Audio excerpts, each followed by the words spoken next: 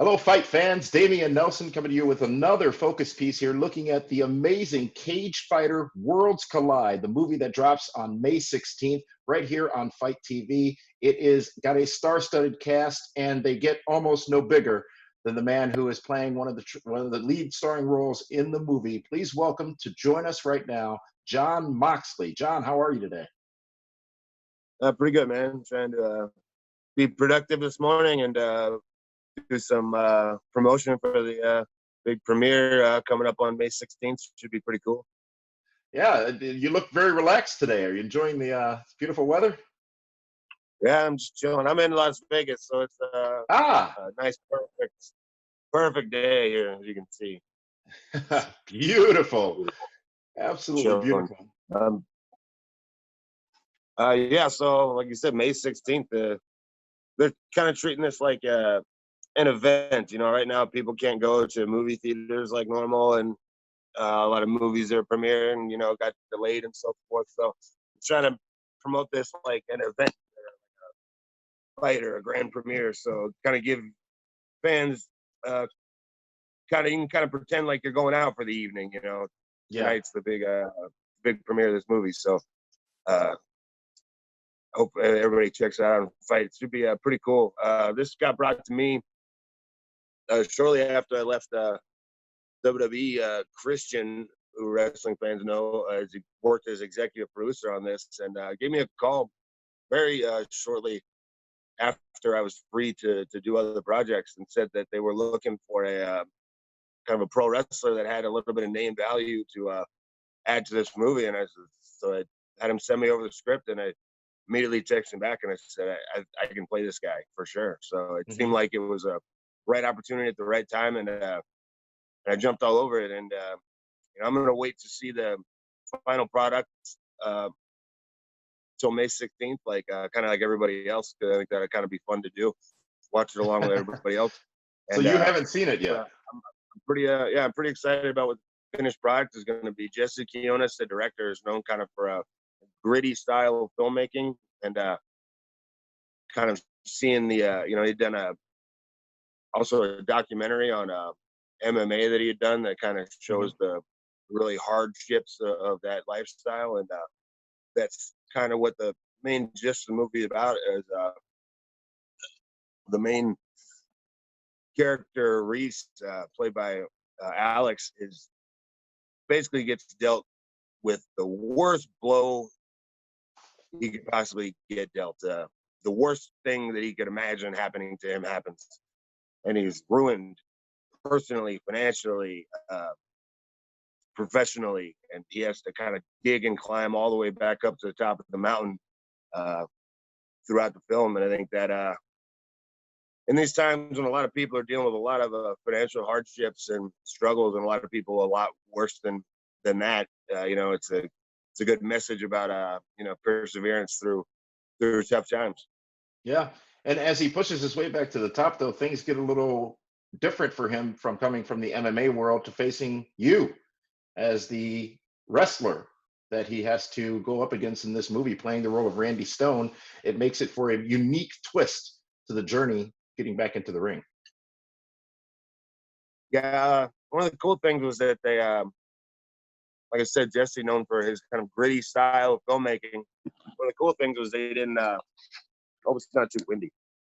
No, you sound great. They could very easily cast a giant bodybuilder with a mohawk to play the typical pro wrestler kind of thing, like a Thunder Lips over the top kind of character. But they wanted to have an actual real pro wrestler who could really kind of portray what, you know, we're like, I guess.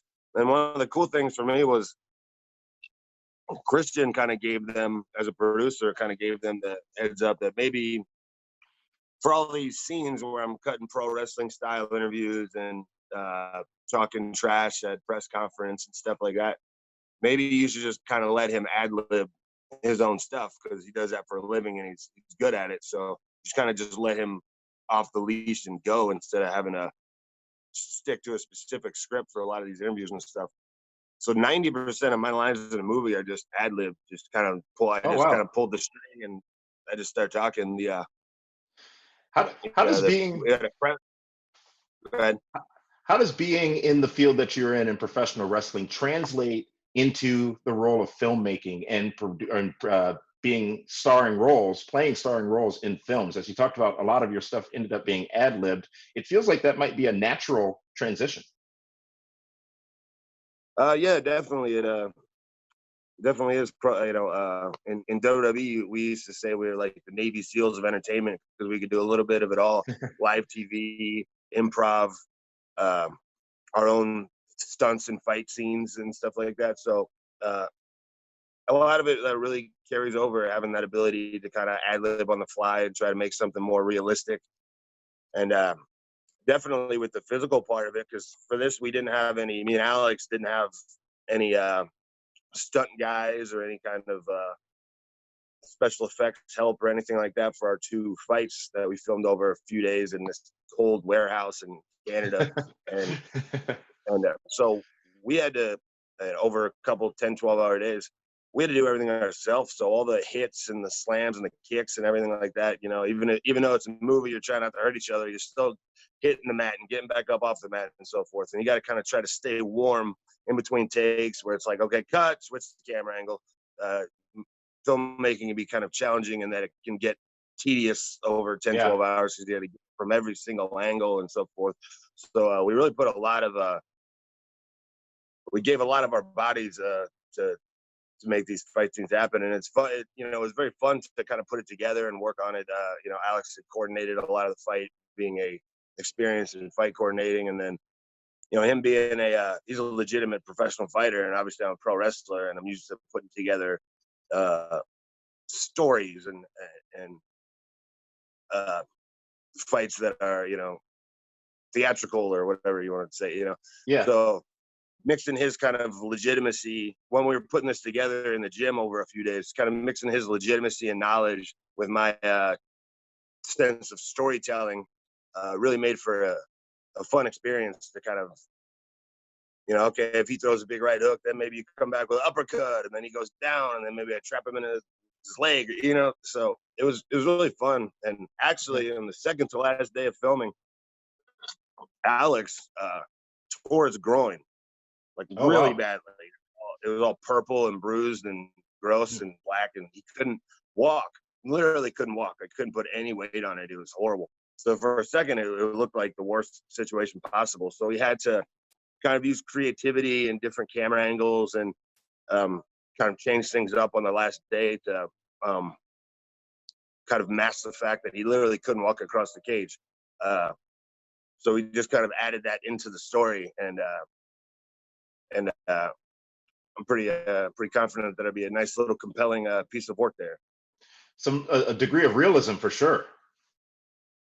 Oh yeah, I mean, if I hope people enjoy this, but for no other reason than we really gave our bodies up for this one. Alex, quite literally, Yeah. but he's healthy and getting back to fighting soon. So Yeah. So this movie opportunity you said came to you via Jay Russo, Kristen, and it was after your time in WWE. Do you think this is an opportunity that you would have been afforded had you been still employed with that company? um, probably not. They were trying to use somebody kind of unattached, Hmm. and we were able to use. Luckily, AEW was cool. We were able to use a lot of AEW for like kind of the pro wrestling footage, and so Oh, that worked out good too. And then we had great. enough dynamites in the can that we were able to kind of use that. So there's like some AEW footage in it too, and yeah, it's pretty cool. I don't consider myself an actor per se, even though I think I'm pretty good at it, and not pretty good at it. I mean, like, I think I can kind of be serviceable if in the Yeah. right role, kind of thing. And I think I could get better at it too. But for me, my priority is wrestling. While my body can still do it, I want to do it for as long as I can. But any kind Yeah. of cool opportunities that are perhaps available, I'd be interested in kind of going after anything that's obviously this is kind of all my interests all kind of rolled into one thing. So I was jumped all over this one. Yeah. But anything that's like a role that I think would be fun or cool or challenging to do, regardless of how much money I would be making or how big of a movie it is or anything like that. I'd be interested in. I think I could probably even do like, in WWE and AEW, there's often a opportunity for kind of ad-libbing and Hmm. comedy and kind of off-the-cuff improv stuff like that. So I think like, I'm not certain, but I think possibly I could do okay in like a comedic role, like do Yeah. a comedy. I think if like I could find something like that I could pull off, I think I might be able to do okay at it. That'd be something I'd be interested in pursuing in the future, and like doing any kind of like uh, movies I've done, like action movies and stuff like that. It's just doing fight scenes and stuff like Yeah. that, and shooting bad guys. It's fun. It doesn't even really feel like work. Sometimes it does when you're sitting on the set for 12 hours and stuff like that, Yeah. but it's just playing cops and robbers and doing stuff like that is fun. So I'm gonna keep my eyes open peeled for opportunities to do stuff that interests me and that is fun and rewarding. And that's great. And I think the future could be bright. We've seen a lot of crossover stars, not just from MMA into wrestling, wrestling into MMA, but also from wrestling and sports in general into movies, theatrical films. And this Cagefighter Worlds Collide will be a great film that will be available here on FITE. And it will be as presented as a world premiere on May 16th. And one great thing that's going to be available to all the fans around the world is at your time locally, the premiere will occur at 7 p.m. So whether you're in Australia, London, Canada, 7 p.m. your time, global premiere over a 24-hour period of Cagefighter Worlds Collide starring AEW champion Jon Moxley. And from the clips and the trailers that we've seen in the movie so far, it looks like a very, very good film and a great thing to do, as you said, watch it more than once come May 16th, once that movie drops here on FITE TV. Yeah, I'll be watching right along with everybody else. So maybe people can put on a nice outfit or something like they're going out to pretend they're going to a movie premiere. Maybe try to everybody's kind of stuck inside and throughout these times and kind of can't actually go to the movie theater. So maybe everybody can kind of, it's kind of cool that we're treating it like kind of an event. So maybe you can kind of have, if no other reason, kind of have a couple hours of kind of escapism. Absolutely. Well, Jon Moxley, thank you so much for joining us. We're looking forward to Cagefighter on May 16th. For all of you watching, you can check your start time and price for the movie on the FITE digital platform. Of course, that's FITE, FITE, and you can go to FITE.tv as well. Jon, relax, enjoy your free time, and we're looking forward to seeing you in Cagefighter on May 16th. Thank you very much for the time today. Thank you for your time, man. Appreciate it. All right, Jon Moxley, AEW champion here on FITE TV.